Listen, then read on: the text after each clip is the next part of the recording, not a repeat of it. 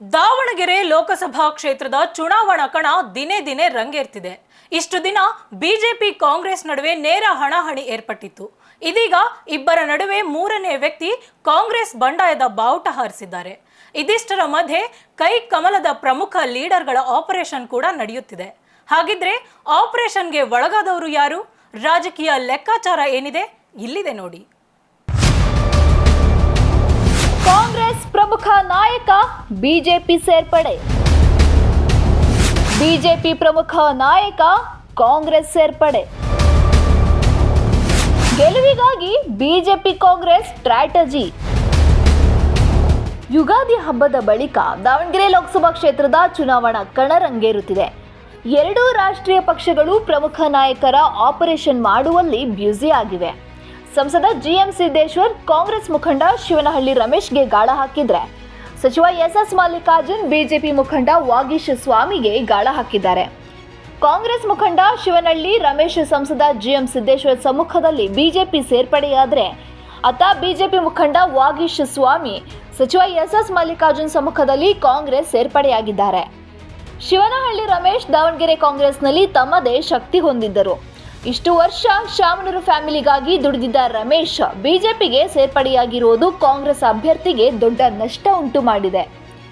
ಇನ್ನು ಮಲೆಬೆನ್ನೂರು ಜಿಲ್ಲಾ ಪಂಚಾಯಿತಿ ಮಾಜಿ ಸದಸ್ಯ ವಾಗೀಶ್ ಸ್ವಾಮಿ ಕಾಂಗ್ರೆಸ್ ಸೇರ್ಪಡೆ ಆಗಿರೋದು ಕೂಡ ಬಿಜೆಪಿಗೆ ನಷ್ಟ. ಶಿವನಹಳ್ಳಿ ರಮೇಶ್ ಅಂತ ದಾವಣಗೆರೆಗೆ ಭಾಳ ಪ್ರಖ್ಯಾತಿ ಪಡೆದಂಥ ಒಬ್ಬ ಕಾರ್ಯಕರ್ತ, ಕಾಂಗ್ರೆಸ್ ಕಾರ್ಯಕರ್ತ. ಅವನು ಮನಸ್ಸು ಮಾಡಿ ಇವತ್ತು ಭಾರತೀಯ ಜನತಾ ಪಾರ್ಟಿ ಸೇರಿದಾನಂದರೆ ದಾವಣಗೆರೆ ಭಾಳ ಜನ ಭಾರತೀಯ ಜನತಾ ಪಾರ್ಟಿ ಸೇರ್ತಾರೆ ಅಂತ ನನ್ನ ಆಸೆ.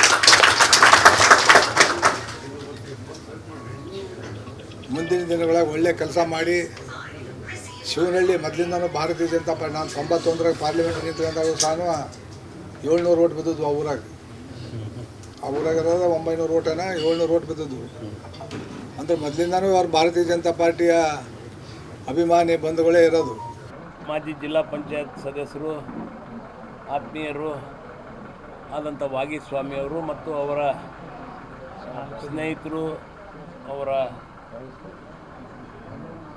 ಅವರ ಜೊತೆಗಾರರು, ಅವರಿಗೆ ಸಾಕಷ್ಟು ಬೆಂಬಲವನ್ನು ಸೂಚಿಸಿದಂಥ ಎಲ್ಲ ನಾಯಕರುಗಳ ಜೊತೆಗೆ ಇವತ್ತು ನಮ್ಮ ಕಾಂಗ್ರೆಸ್ ಪಕ್ಷಕ್ಕೆ ಸೇರ್ಪಡೆ ಆಗ್ತಾಯಿದ್ದಾರೆ. ಭಾಳ ಒಂದು ಒಳ್ಳೆಯ ಕೆಲಸವನ್ನು ನಮ್ಮ ವಾಗೀಶ್ ಸ್ವಾಮಿಯವರು ಮಾಡಿದ್ದಾರೆ. ನಮಗೆ ಹರಿಹರ ತಾಲೂಕಿನಲ್ಲಿ ನಮ್ಮ ರಾಮಜ್ನವರಿದ್ದಾರೆ, ನಮ್ಮ ಶ್ರೀನಿವಾಸರವರಿದ್ದಾರೆ ಮತ್ತು ಎಲ್ಲ ನಮ್ಮ ಕಾಂಗ್ರೆಸ್ ಪಕ್ಷದ ಮುಖಂಡರುಗಳು, ನಾಯಕರುಗಳೆಲ್ಲ ಇದ್ದಾರೆ. ನಮ್ಮ ಪುರಸಭೆ ಸದಸ್ಯರು ಮತ್ತು ಜಿಲ್ಲಾ ಪಂಚಾಯತ್ ಸದಸ್ಯರು ಮತ್ತು ಪಂಚಾಯಿತಿಯ ಸದಸ್ಯರುಗಳು ಮತ್ತು ಅದೇ ರೀತಿ ನಮ್ಮ ಹರಿಹರ ನಗರಸಭೆಯ ಕೆಲವು ಸದಸ್ಯರುಗಳು, ಈ ರೀತಿ ಸಾಕಷ್ಟು ಜನ ಇವತ್ತು ಕಾಂಗ್ರೆಸ್ ಪಕ್ಷಕ್ಕೆ ಸೇರ್ಪಡೆ ಆಗ್ತಿದ್ದಾರೆ. ಅವರಿಗೆ ನಾವು ತುಂಬ ಹೃದಯದಿಂದ ಸ್ವಾಗತವನ್ನು ಕೋರ್ತಾ ಇದ್ದೇನೆ. ನಮ್ಮ ವಾಗೀಶ್ ಸ್ವಾಮಿಯವರು ಮತ್ತು ಅವರ ಸಂಗಡಿಗರು ಏನು ಸಾಕಷ್ಟು ಜನ ಇವತ್ತು ನಮ್ಮ ಜೊತೆ ಸೇರಿದ್ದಾರೆ. ಗೆಲುವಿಗಾಗಿ ಎರಡು ಮನೆತನಗಳು ಮುಖಂಡರ ಆಪರೇಷನ್ಗೆ ಮುಂದಾಗಿದ್ರೆ, ಕಾಂಗ್ರೆಸ್ ಒಂದು ಹೆಜ್ಜೆ ಮುಂದಿಟ್ಟು ಅಹಿಂದ ಮತಗಳ ಕ್ರೋಢೀಕರಣಕ್ಕೆ ಸರ್ಕಸ್ ಮಾಡುತ್ತಿದೆ. ಪಕ್ಷೇತರ ಅಭ್ಯರ್ಥಿ ಜಿಬಿ ವಿನಯ್ ಕುಮಾರ್ ಅಹಿಂದ ಟ್ರಪ್ ಕಾರ್ಡ್ ಹಿಡಿದುಕೊಂಡು ಚುನಾವಣೆಗೆ ಹೋಗುತ್ತಿದ್ದು, ಇದು ಕಾಂಗ್ರೆಸ್ ಅಭ್ಯರ್ಥಿಯ ನಿದ್ರೆ ಕೆಡಿಸಿದೆ.